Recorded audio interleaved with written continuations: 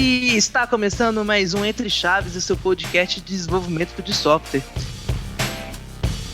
Eu sou Felipe Chagas e hoje a gente vai conversar um pouquinho sobre a relação de dois profissionais fundamentais no desenvolvimento aí de sistemas, que são os designers e os desenvolvedores, né? Como que essa relação caminha? É amor, é ódio, é as duas coisas. Tô aqui ao meu lado também a Camila. E aí, Camila? E aí, Chagas, tudo bem? Bom, pessoal, meu nome é Camila, eu sou UX designer aqui na DTI. E aqui do meu lado também temos o Jota. E aí, galera, tudo bem? Voltei mais uma vez aqui ao Entre Chaves, sou o Jota, e hoje temos pessoas muito especiais, uma delas, a Larissa, mais conhecida como Ziza aqui internamente. Fala, Ziza. Ai, Jota, muito fofo você falar que eu sou especial. E aí, galera? Eu sou a Ziza, como o Jota falou, sou designer aqui na DTI também. E como nosso último convidado aí, o Valmir aqui do meu lado. Olá, pessoal, eu sou o Valmir, como a Larissa diz, e eu atuo aqui na DTI como desenvolvedor líder. Muito bem, né, gente? Então, comecei já introduzindo o tema para todo mundo, que é justamente falar sobre essa questão aí, o relacionamento desses dois profissionais, né? Então, eu acho que uma coisa que seria interessante, até para a gente deixar claro para os nossos ouvintes, o papel do desenvolvedor, eu acho que ele é mais difundido, digamos, ele produz código. Qual que é o papel do designer, né, aí dentro dos squads do desenvolvimento? Acho que seria legal de contextualizar isso, até para a gente prosseguir com a nossa conversa. Quando a sua tia chega no almoço de família e pergunta o que você faz na empresa, qual é a resposta? Exatamente. A gente desenha. Nosso pai pensa que a gente desenha, né? Mas no caso não é só isso não, galera. Bom, não sei o que a Camis vai falar aí, mas eu acho que o nosso papel ele tá muito como intermediário no squad. A gente está sempre permeando ali nas áreas, tanto técnica, né, em parceria com vocês, pelo menos isso na DTI acontece, com os desenvolvedores, mas também muito perto da área de negócio, né, ali com as definições. E também falando da parte de UI, né, que é dar forma e função e cor e deixar as coisas lindas nos nossos protótipos e nos sistemas. Eu acho que basicamente é um papel bem estratégico ali, que está bem no meio ali, entre devs e negócio. Acho que é isso, né, Camis? Sim, eu gosto de falar muito que a gente é a pessoa que vai pensar na experiência do usuário dentro de um sistema, dentro de um produto, dentro de um serviço, né? Então, a gente está todo o tempo conversando com o negócio, conversando com os usuários para buscar entender qual que é o melhor caminho, qual que é a melhor experiência que a gente pode projetar para aquele usuário na hora que ele for utilizar um sistema. E é óbvio... Desde o início até a evolução, né, cara? Exatamente. E aí, essa parte que a gente se envolve muito com o desenvolvedor é o momento onde a gente vai dar a vida àquele sistema, né? Então, assim, a gente projeta a experiência, mas quem coloca aquilo para rodar, de fato, é o desenvolvedor. Então, nosso contato é muito nesse sentido de transformar o nosso conceito e a nossa experiência que a gente projetou em código agora, né? Que vai ser o desenvolvedor que vai ajudar a gente nesse processo. Eu gosto muito do termo que vocês usam direto, né, que é o termo de facilitador. Quando eu estou ali no meu dia a dia de trabalho, eu realmente sinto que o papel dos designers é facilitar muitas coisas, seja para mim como desenvolvedor, na hora que eu tenho que colocar informações em um site e aí eu estudo junto com eles a melhor forma de fazer isso.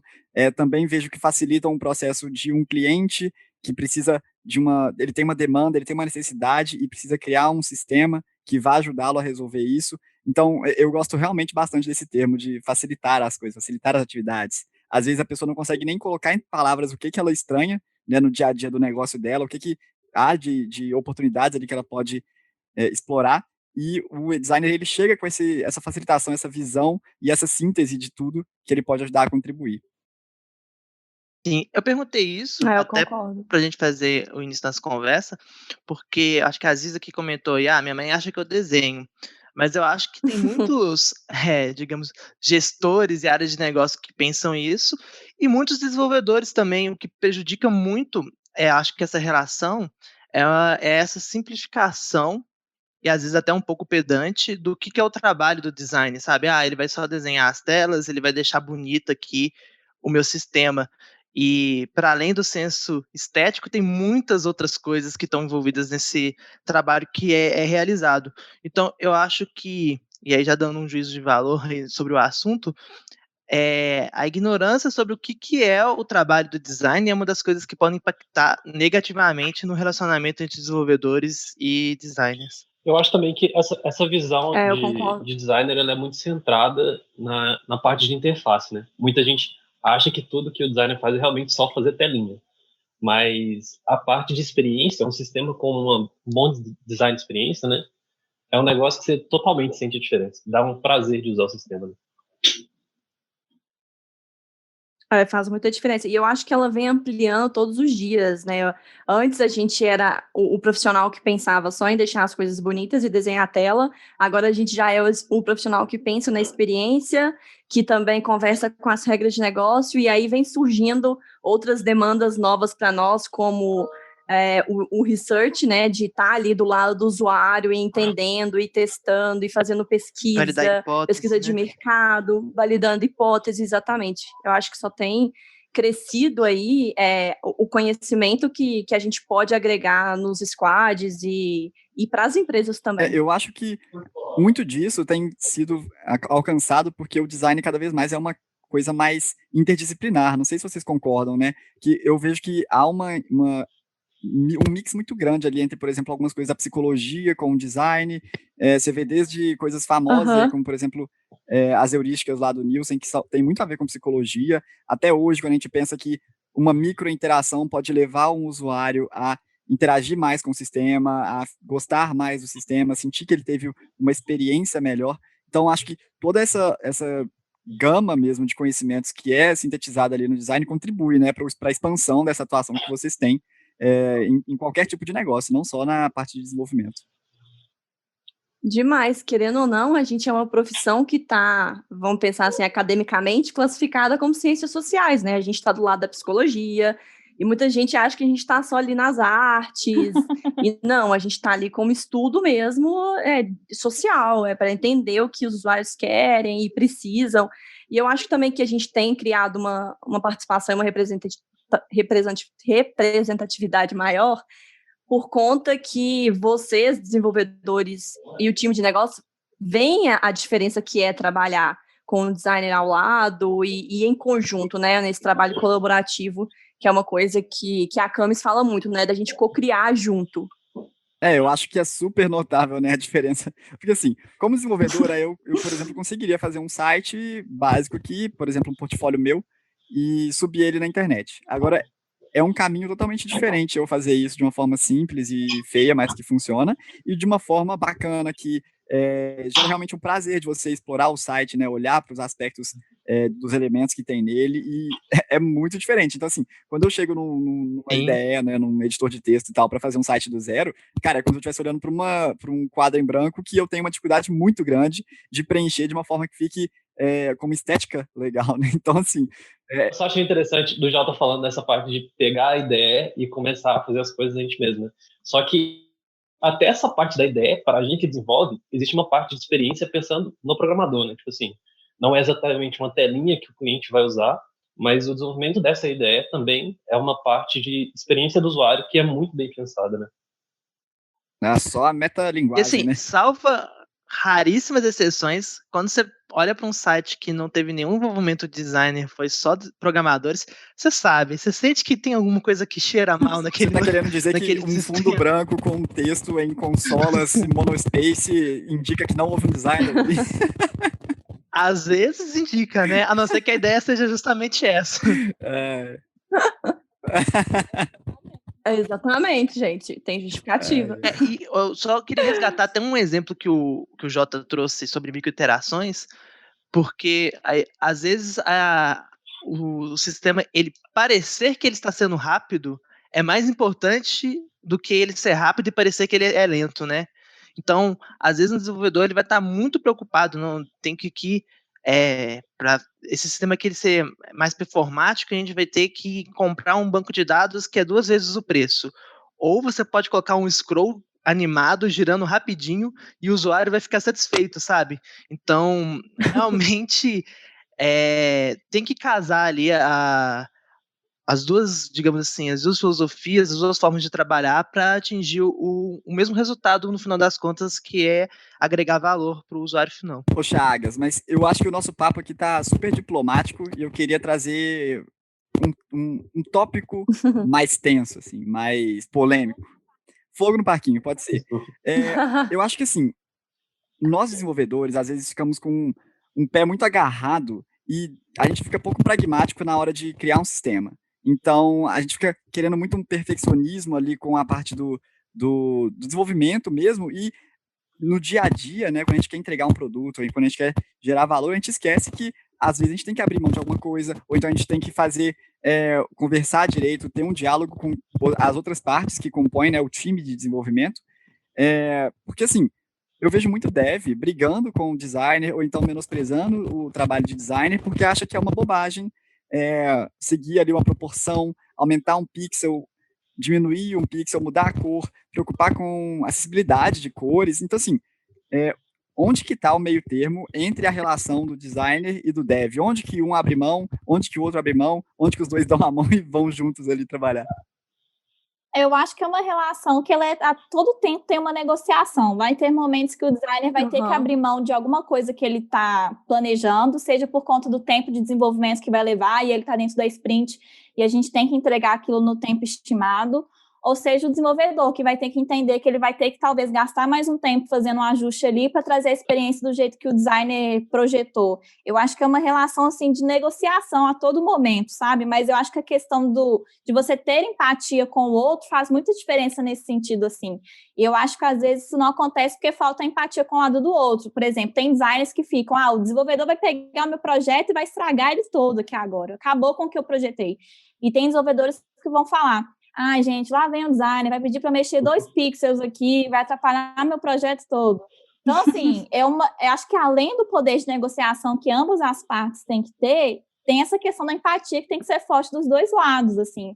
Tem que pensar que ambos estão construindo um produto que é para gerar valor para o usuário final, então eles têm que estar no mesmo direcionamento, no mesmo caminho. E aí a negociação vem para trazer esse equilíbrio aí do desejo de cada um, do tempo de cada um.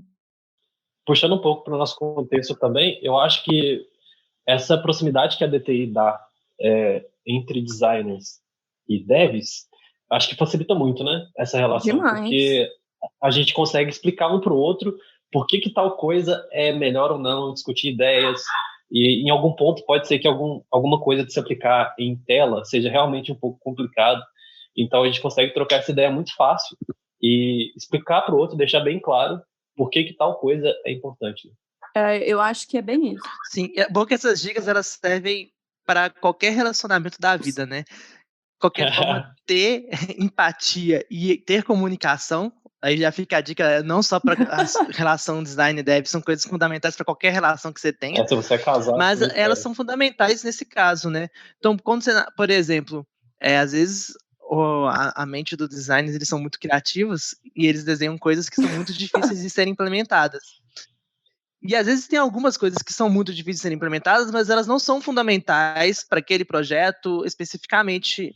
E às vezes é só ignorância mesmo, não sabe que é muito difícil de ser feito. Então, ter uma comunicação clara e transparente entre os desenvolvedores e designers na hora de até antes de prototipar mesmo, eu acho que é muito importante, porque uma vez sabendo, né, desses elementos, não, isso aqui é muito difícil, não, isso aqui parece difícil, mas é fácil, entende-se melhor como atender os prazos e toda a correria do dia a dia, mas sem abrir mão da arte, da criatividade, enfim, do que está ali por trás. E pegando um gancho nessa fala sua aí, Chagas, eu acho que a Camis falou uma palavra muito importante, que é negociar e empatia também, mas eu acho que é uma questão também de se entender e desapegar um pouco, que às vezes a gente acha que o software é um filho nosso, que a gente não pode mudar nada e que o desenvolvedor se vire para fazer aquilo ali. E acho que às vezes não funciona assim. E quando você começa a entender, porque a gente mesmo, designer, defende muito que tudo que a gente está propondo ali tem uma justificativa. Só que vocês também têm uma justificativa técnica por trás ali que a gente precisa entender, compreender e chegar ali no meio termo. E você comentou uma coisa que tem a ver também com o que eu falei lá no início, que é a questão da cocriação, de você estar muito próximo o tempo todo e manter essa comunicação.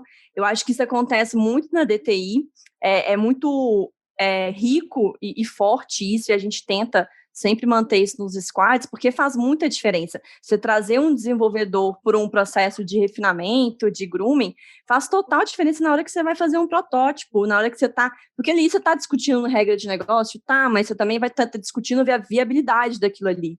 E isso o desenvolvedor tem que estar presente. Então, foi uma ação que eu fiz nos squads que eu trabalhei, e no atual também, de trazer os devs para as partes também de dinâmicas, de ideação, de refinamento, todas essas, e incluir eles também, porque o squad é um só, né? Exatamente, né. E esse negócio da viabilidade é muito legal, porque possível, quase tudo é possível, né. Mas possível Eu com diria que prazo tudo é possível com dinheiro e tempo suficiente. Dá é, para fazer muita coisa. exatamente. Então, a questão é essa, você vai ter tempo e dinheiro? Vai ter tempo e Ô profissionais? Chagas, mas como que eu vou convencer a minha empresa de que ela precisa gastar tempo e dinheiro com questões relacionadas a design? Porque a gente sabe que são muitos os lugares que não ligam tanto, né, para essa área e o que ela pode trazer de valor para o negócio. Que estratégia, que argumento eu posso usar para convencer a empresa de que isso é importante? Assim, dando minha opinião, eu acho que não enxergar o retorno disso, achar que é um gasto extra, é uma visão muito limitada, muito pensando só no presente, né. Você não vai conseguir que a sua empresa evolua, tenha soluções fora da caixa, faça coisas que te destaquem no mercado de trabalho, não só no mercado de trabalho, no caso aí, no mercado como um Uhum. todo, né, se você não tiver, e aí pensando em desenvolvimento de software, esses 2 times trabalhando em conjunto. Agora, se você quer só trabalhar com uma fábrica que vai estar recebendo requisito, matando requisito e entregando, realmente vai ser difícil justificar esse valor. Mas você vai ter que saber que você vai estar limitado e a qualidade da sua entrega, ela vai ser comprometida por causa desse comportamento.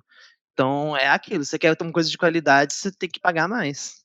Pegando o que o Chagas falou, acho que é muito jeito como a empresa quer se colocar no mercado. Hoje, no mundo, a gente vê o consumidor no centro de tudo, né? Ele tem o poder de decisão do que ele quer escolher no mercado, é tudo muito personalizável. Então, se a sua empresa não pensa em colocar ele aqui no centro das atenções e pensar numa experiência que vai ser a mais adequada para ele, ela vai estar perdendo mercado, porque hoje em dia é tudo muito concorrido. Então, assim, vai depender muito de como que a sua empresa quer se posicionar também nesse sentido, assim.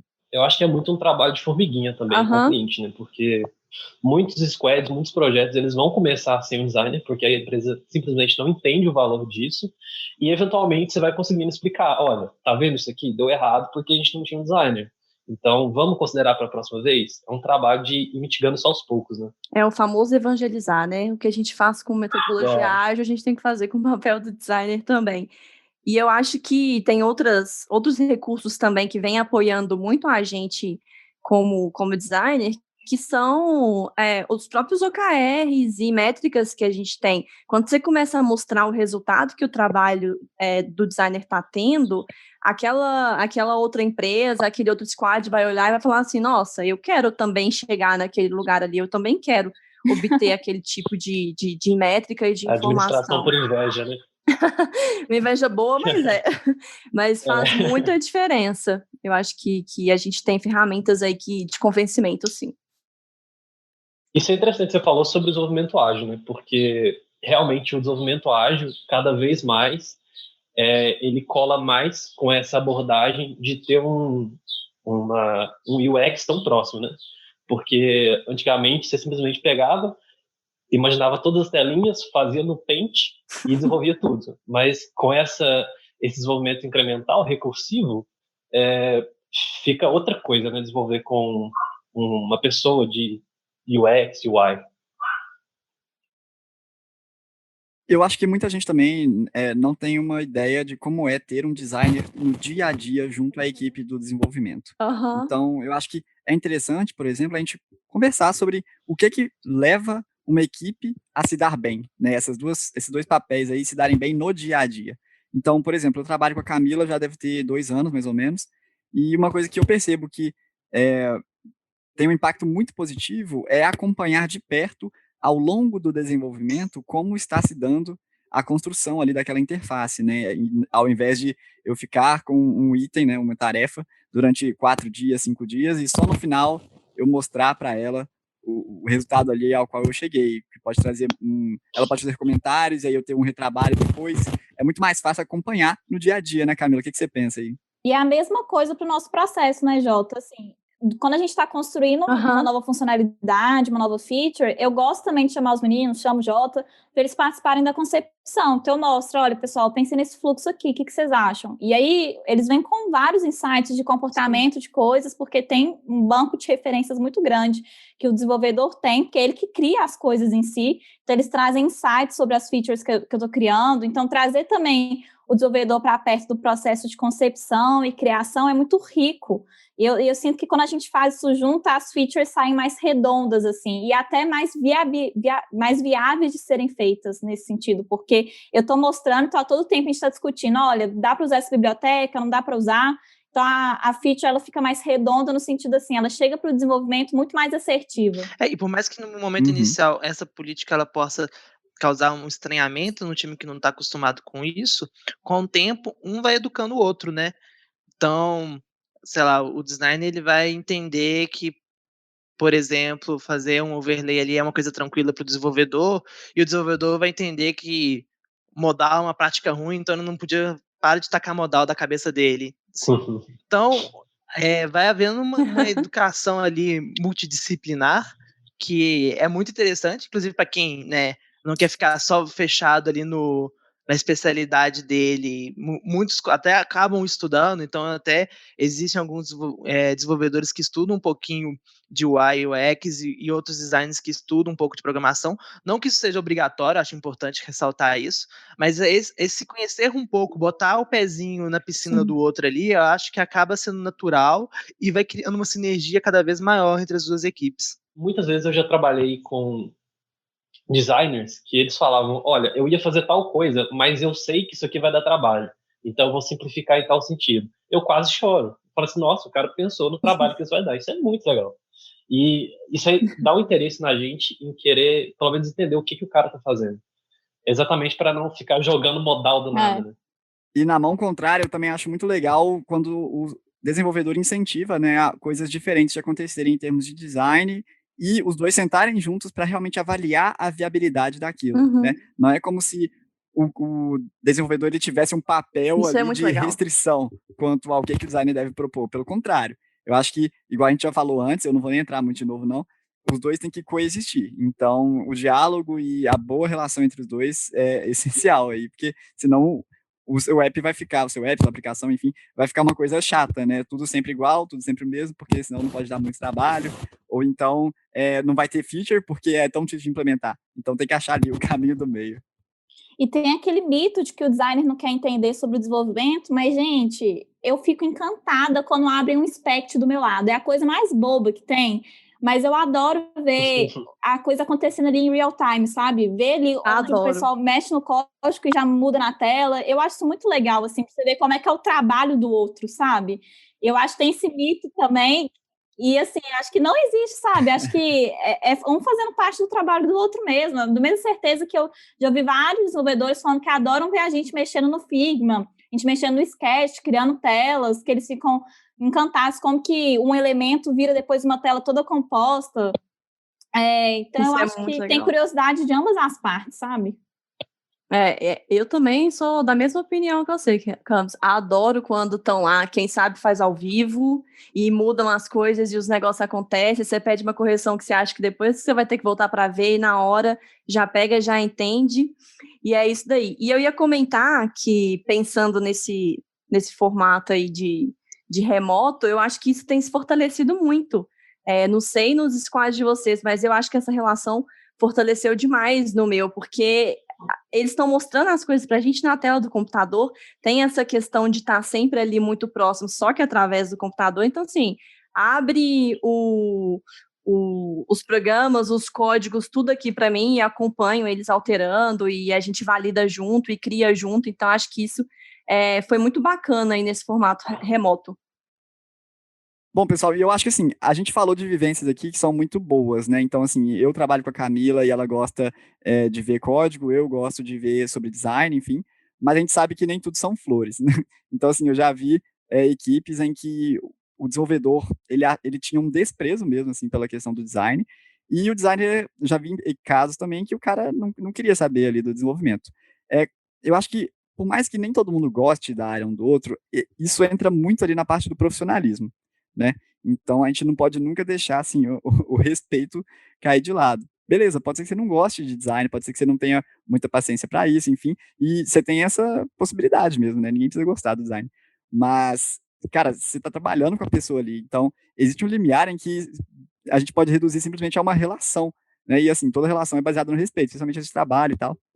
Então, como que vocês lidam com isso no dia a dia quando vocês encontram um colega de trabalho que vocês percebem que é mais resistente ali a tudo isso que a gente tem falado? Porque isso acontece não só em todas as empresas aí por fora, mas a gente vê isso acontecendo às vezes no nosso dia a dia e é algo que a gente tem que ativamente lutar contra, né? Olha, eu já O que passei vocês por fazem aí, situações Camila assim, e do desenvolvedor ficar brigando comigo assim, eu não quero mexer 2 pixels, eu não vou mexer 2 pixels.